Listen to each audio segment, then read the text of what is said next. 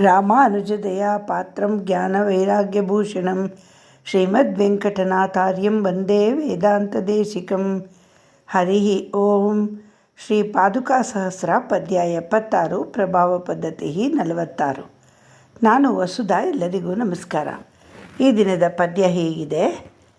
ಪ್ರಣಮಂತಿ ನವಾ ವಿದೇಹೇ ವಿಪಾಕಾತ್ ಯೇ ಇಮೇ ರಂಗ ನರೇಂದ್ರ ಪಾದುಕೆ ತ್ವಾಂ ಉಪಜಾತಂ ಅನುತ್ತಮಾಂಗಂ ಯೇಷಾಂ ಉಭಯೇಷಾಂ ಅಪಿ ಚಿತ್ರಂ ಉತ್ತಮಾಂಗಂ. ತುಂಬ ಚಮತ್ಕಾರಯುತವಾಗಿದೆ ಈ ಶ್ಲೋಕ. ಶ್ರೀ ವೇದಾಂತ ದೇಶಿಕರು ಕವಿಯೂ ಹೌದು, ಭಕ್ತರೂ ಹೌದು, ಜ್ಞಾನಿಯೂ ಹೌದು, ವಿರಾಗಿಯೂ ಹೌದು.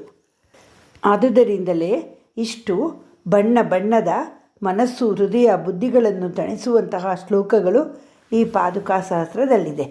ಮಾನವ ಶರೀರದ ಶಿರೋಭಾಗವನ್ನು ಉತ್ತಮಾಂಗ ಎನ್ನುತ್ತಾರೆ.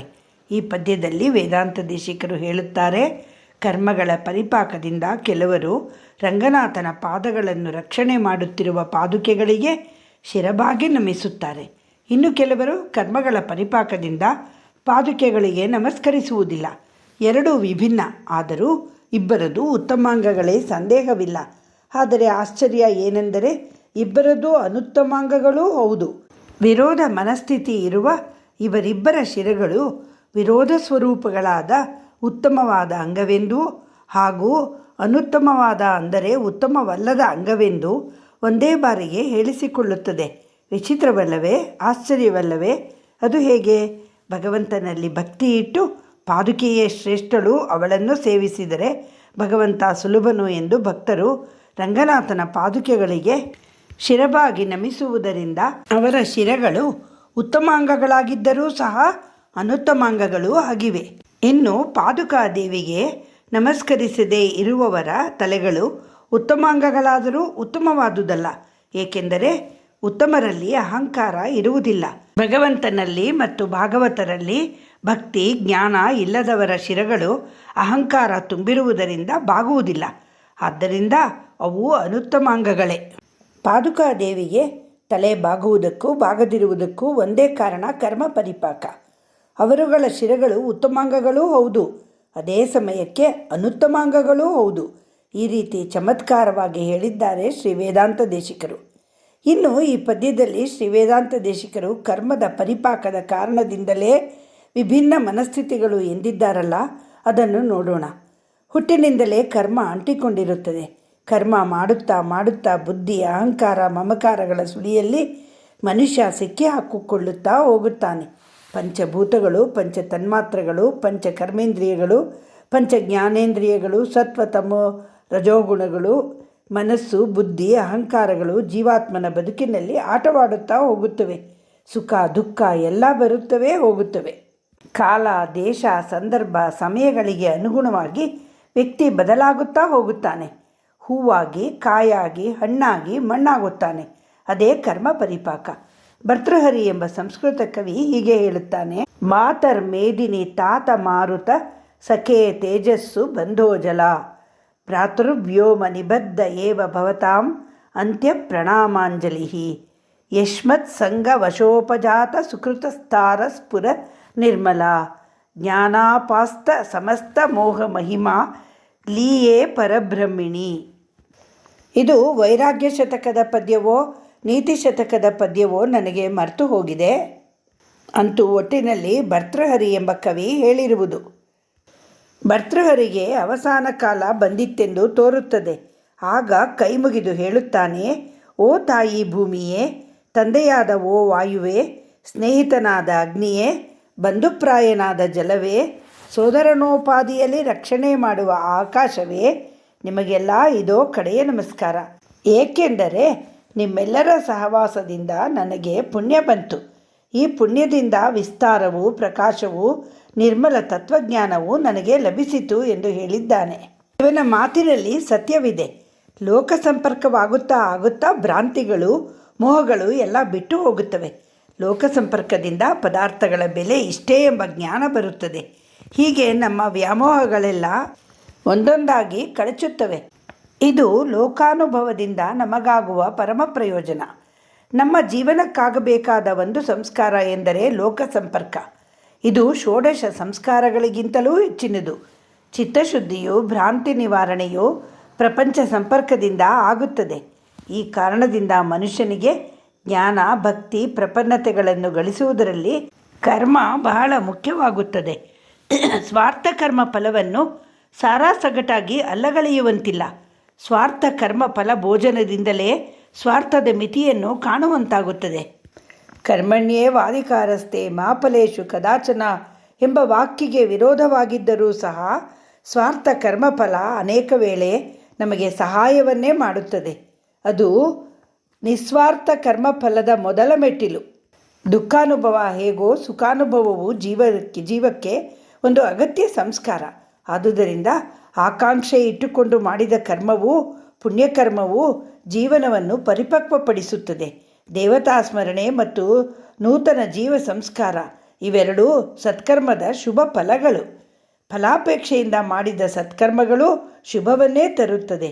ಮುಕ್ತಿ ತರದೇ ಇರಬಹುದು, ಆದರೆ ಉತ್ತಮ ಸಂಸ್ಕಾರವನ್ನು ನೀಡುತ್ತದೆ.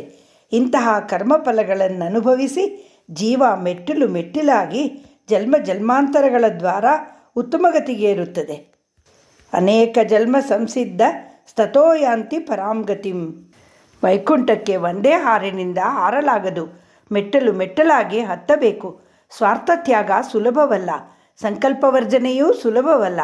ವಿಹಿತವಾದ ಕರ್ಮಾಚರಣೆ, ಅದರ ಮೂಲಕ ಲಭ್ಯವಾಗುವ ಲೋಕಾನುಭವ, ಇದರಿಂದಲೇ ಪರಮಾರ್ಥಾನುಭವ ಬರತಕ್ಕದ್ದು. ಹೀಗೆ ಶ್ರೌತ ಸ್ಮಾರ್ಥ ಕರ್ಮಗಳು ಮಾತ್ರವೇ ಅಲ್ಲ, ಎಲ್ಲ ಲೌಕಿಕ ಕರ್ಮಗಳು, ಎಲ್ಲ ಜೀವಿತ ವ್ಯಾಪಾರಗಳು, ಎಲ್ಲ ಸ್ನೇಹ ಬಾಂಧವ್ಯಗಳು, ಎಲ್ಲ ಋಣಗಳು, ದಾನಗಳು ಜೀವಕ್ಕೆ ಸಂಸ್ಕಾರಕಾರಿಗಳು. ಆದ್ದರಿಂದ ಕರ್ಮವೇ ಜೀವನ ಎಂದು ಹೇಳಬಹುದು. ಅಥ ಖಲು ಕ್ರತಮಯ ಪುರುಷೋ ವಾವಯಜ್ಞ ಕ್ರತೋ ಸ್ಮರ ಕೃತಗಂ ಸ್ಮರ. ಕರ್ಮವೇ ಜೀವ. ಜೀವಕ್ಕೆ ಆಧ್ಯಾತ್ಮ ಶಿಕ್ಷಣವು ಕರ್ಮದಿಂದಲೇ ಬರುತ್ತದೆ ಎನ್ನುತ್ತದೆ ಉಪನಿಷತ್ತುಗಳು. ಕರ್ಮ ಜೀವಕ್ಕೆ ಅಂಟಿಕೊಂಡಿದ್ದು, ಆದರೆ ಅದನ್ನು ಬಿಡಿಸಿಕೊಳ್ಳಲು, ಮುಕ್ತಿ ಪಡೆಯಲು ಮೆಟ್ಟು ಮೆಟ್ಟಲಾಗಿಯೇ ಮೇಲೇರಬೇಕು.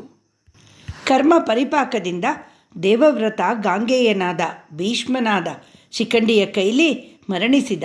ಕರ್ಮ ಪರಿಪಾಕದಿಂದ ಕರ್ಣ ಪಾಂಡವನಾದರೂ ದುರುಳರ ಪಕ್ಷ ಸೇರಿ ಕೆಟ್ಟ. ಕರ್ಮ ಪರಿಪಾಕದಿಂದ ರಾವಣನಂತಹ ವೀರ ಯುದ್ಧದಲ್ಲಿ ಒಮ್ಮೆಗೆ ಸಾಯದೆ ನೂರಾರು ಬಾರಿ ಕತ್ತರಿಸಿ ನೋವಿನಿಂದ ತತ್ತರಿಸಿ ಕಡೆಗೆ ಮರಣ ಹೊಂದಿದ. ಕರ್ಮ ಪರಿಪಾಕದಿಂದಲೇ ವಿಭೀಷಣ ಲಂಕೆಗೆ ಅಧಿಪತಿಯಾದ. ಕರ್ಮ ಪರಿಪಾಕದಿಂದ ನಹುಷ ಚಕ್ರವರ್ತಿ ಅಜಗರನಾದ.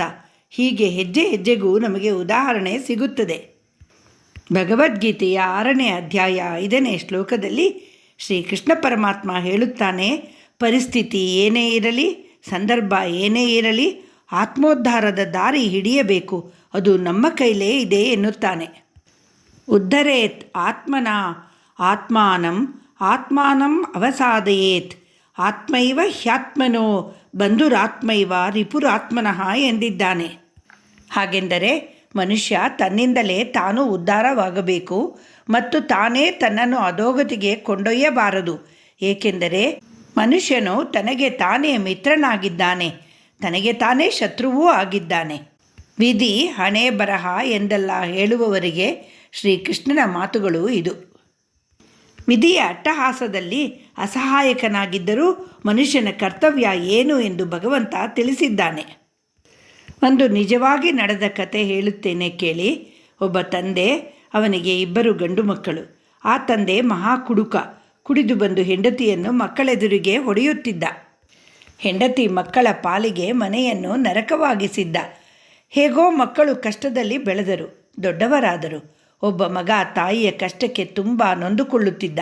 ಅವಳಿಗೆ ಒಳ್ಳೆಯ ಜೀವನ ಕೊಡಬೇಕೆಂದು ಕಷ್ಟಪಟ್ಟು ಚೆನ್ನಾಗಿ ಓದಿ ಒಂದು ಕೆಲಸಕ್ಕೆ ಸೇರಿಕೊಂಡು ಶ್ರದ್ಧೆಯಿಂದ ಕೆಲಸ ಮಾಡುತ್ತಾ ಜೀವನದಲ್ಲಿ ದುಡ್ಡು, ಕಾಸು, ಸುಖ, ನೆಮ್ಮದಿ ಎಲ್ಲವನ್ನೂ ಕಂಡುಕೊಂಡ. ತಾಯಿಯನ್ನು, ತನ್ನ ಸಂಸಾರವನ್ನು ಚೆನ್ನಾಗಿ ಕಾಪಾಡಿದ. ಒಳ್ಳೆಯ ಬದುಕನ್ನು ಪಡೆದುಕೊಂಡ. ಇನ್ನೊಬ್ಬ ಮಗನಿಗೆ ತಾಯಿಯ ಮೇಲೆ ತುಂಬ ಸಿಟ್ಟು ಇತ್ತು. ತನ್ನ ತಂದೆ ಹೀಗಾಗಲು ತನ್ನ ತಾಯಿಯೇ ಕಾರಣ ಎಂದು ವಾದ ಮಾಡುತ್ತಿದ್ದ. ಹಾಗೆಂದುಕೊಂಡು ಯಾವಾಗಲೂ ತಂದೆಯ ಜೊತೆಯಲ್ಲಿರುತ್ತಿದ್ದ. ಅವನ ಜೊತೆಗಿದ್ದು ಕುಡಿಯುವುದನ್ನು ಕಲಿತ. ವಿದ್ಯೆ ತಲೆಗೆ ಹತ್ತಲಿಲ್ಲ. ದುರಭ್ಯಾಸಗಳೆಲ್ಲ ಅಂಟಿಕೊಂಡವು. ಅವನ ಬದುಕು ಹಾಳಾಯಿತು. ವಿಧಿ ಇಬ್ಬರಲ್ಲೂ ಒಂದೇ ತರಹ ಆಟ ಆಡಿತ್ತು. ಆದರೆ ಕರ್ಮ ಪರಿಪಾಕ ಬೇರೆ ಬೇರೆಯಾಗಿತ್ತು ಅವರ ಮನಸ್ಥಿತಿಗೆ ತಕ್ಕಂತೆ. ಬೇಡ ವಾಲ್ಮೀಕಿಯಾದದ್ದು ನವಕೋಟಿ ನಾರಾಯಣ, ಜಿಪುಣ ಶ್ರೀನಿವಾಸ ಶೆಟ್ಟಿ, ಪುರಂದರದಾಸರಾಗಿದ್ದು ಎಲ್ಲ ಕರ್ಮ ಪರಿಪಾಕಗಳೇ. ಜ್ಞಾನದ ರಶ್ಮಿಗಳನ್ನು ಚೆಲ್ಲುತ್ತಾ ನಮ್ಮಲ್ಲಿ ವಿವೇಕವನ್ನು ಹುಟ್ಟುಹಾಕುತ್ತಿರುವ ಶ್ರೀ ವೇದಾಂತ ದೇಶಿಕರಿಗೆ ನಮೋ ನಮಃ. ಶ್ರೀ ನಿಗಮಾಂತ ಮಹಾದೇಶಿಕಾಯ ನಮಃ. ಶ್ರೀ ರಂಗಮಣಿ ಪಾದುಕಾಭ್ಯಾಂ ನಮಃ.